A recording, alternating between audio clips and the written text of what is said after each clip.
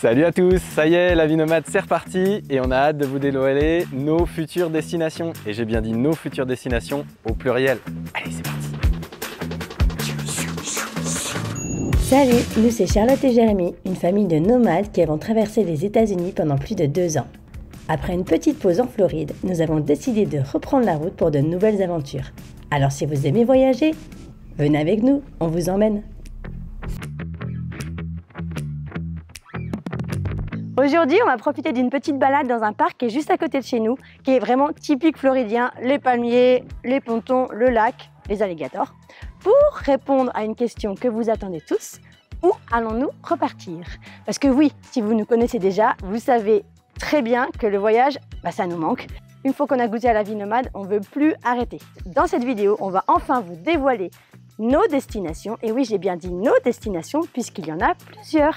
Et restez avec nous jusqu'à la fin parce que je peux vous dire que la dernière va finir en apothéose. On y va?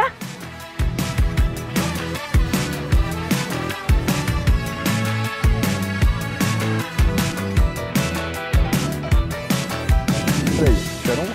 Action! Action! C'est parti!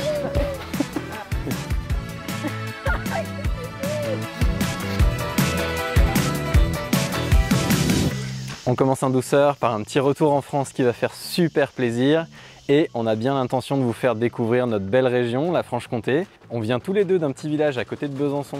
Besançon, c'est où ça? C'est là. 2h30 de Genève, 2 heures de train de Paris, de Lyon et de Strasbourg. C'est juste à côté du petit village le plus froid de France, tout simplement. C'est au milieu des montagnes, des lacs, de la nature.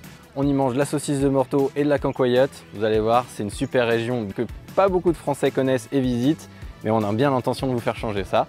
On va en profiter au passage pour voir la famille, ça va faire du bien. On a un mariage de prévu, c'est le mariage de mon petit frère et de la petite sœur de Charlotte. Et oui, vous avez bien entendu, c'est assez cocasse, mais c'est comme ça.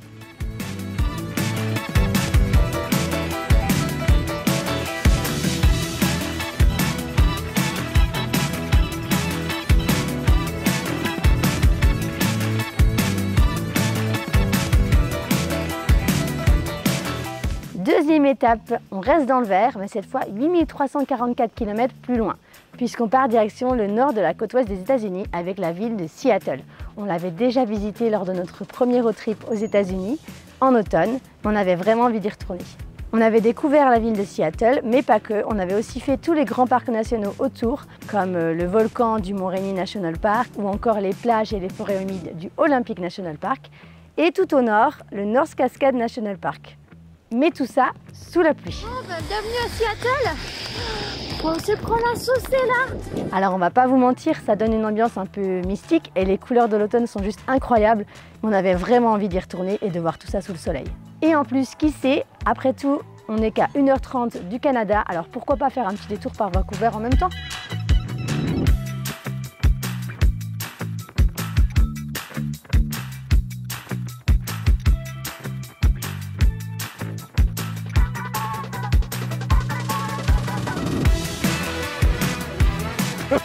C'est chaud déjà?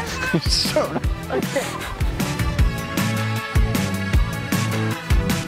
Maintenant, il est temps de passer aux choses sérieuses. La France et les États-Unis, c'est très cool, mais finalement on connaît quand même assez bien.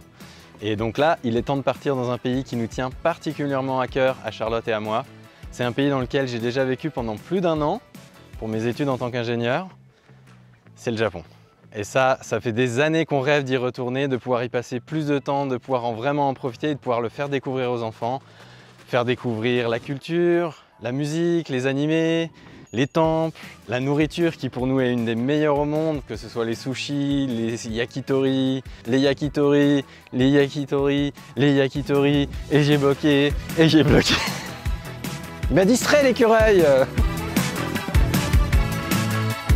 Je retourne en arrière. La nourriture qui pour nous est l'une des meilleures cuisines au monde avec les sushis, les yakitori, les ramen, que ce soit les rues bondées de Tokyo, les temples de Kyoto, les châteaux d'Osaka, l'escalade du mont Fuji. On a tellement hâte de vous y emmener, de vous faire visiter, de vous faire découvrir ce beau pays. Franchement, restez avec nous, ça va être incroyable.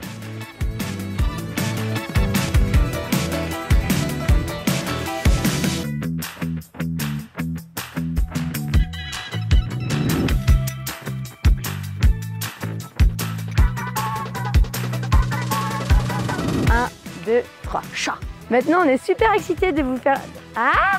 Maintenant, on est super excités de vous présenter... Putain, je vais y arriver. Maintenant, on est super excités de vous annoncer notre 4e et dernière destination de ce voyage. Et c'est une destination qui, je sais, vous fait rêver, en tout cas beaucoup d'entre vous. Si je vous dis palmiers, plage de sable blanc, café, noix de macadamia, océan Pacifique et requins, vous pensez à Hawaï, bien sûr. Et oui, c'est parti pour un petit séjour à Hawaï. Quoi de mieux que de fêter les fêtes de fin d'année sous les cocotiers. Ah ouais. On y est déjà allé 2 fois pour mes 30 ans et juste avant la pandémie, et à chaque fois sur la Big Island. Du coup, cette fois-ci, on va essayer de faire les autres îles pour découvrir un peu plus. Nager avec les dauphins, randonner dans le cratère d'un volcan, faire du snorkeling avec les tortues et manger des papayes et des mangues toute la journée. Voilà ce qui nous attend pendant les 2 derniers mois de notre road trip. On vous emmène avec nous? C'est parti! Allez!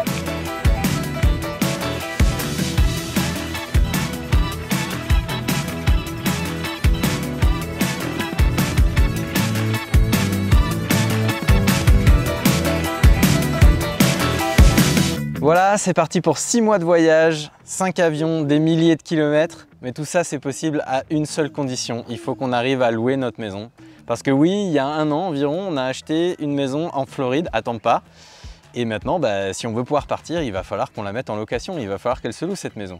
Donc les prochaines semaines vont être hyper stressantes parce qu'on doit terminer de la mettre en place complètement pour qu'elle soit prête à être louée. Donc si vous voulez ne rien rater, n'hésitez pas à nous suivre. Abonnez-vous. Maëlle, on dit au revoir. Allez, on dit au revoir. Bye tout le monde. À bientôt.